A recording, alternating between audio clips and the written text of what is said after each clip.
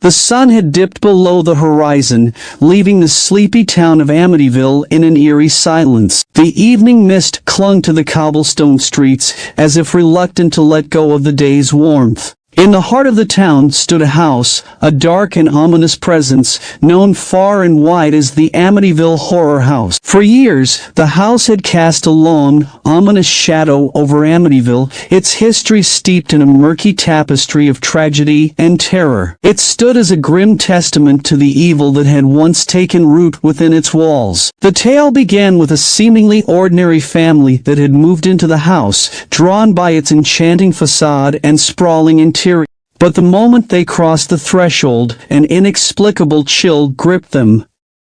The air itself seemed to whisper secrets of unspeakable horror that had unfolded within these very walls. The father, George, was a strong-willed man, skeptical of the tales that shrouded the house. He had brushed aside the warnings of locals, believing them to be superstitious nonsense. His wife, Kathy, had shared his skepticism at first, but her unease grew with each passing day as strange occurrences multiplied. It started with subtle disturbances, the faint sound of footsteps echoing in empty corridors, unexplained cold spots, and the relentless ticking of an antique clock that counted down the hours like a sinister heartbeat.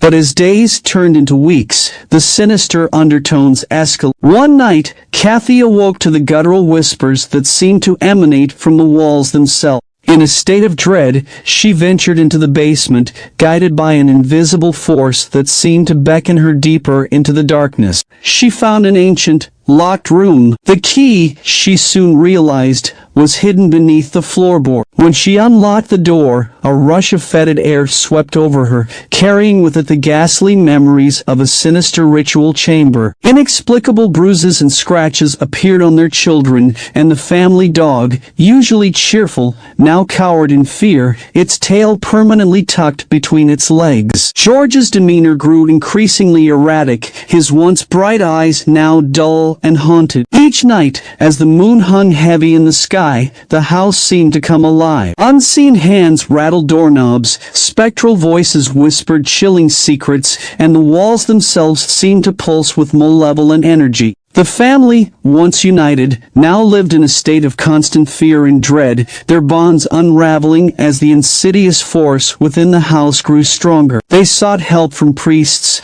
paranormal investigators, and even psychics, but none could cleanse the evil that had taken root in the Amityville Horror House. Desperation gnawed at them as they realized they were prisoners in their own home, tormented by forces beyond their comprehension. The suspenseful tale of the Amityville Horror House continued to unravel, a nightmarish descent into darkness that defied explanation. The sinister secrets of the house remained buried deep within its walls, leaving the family trapped in a horrifying nightmare with no hope of escape.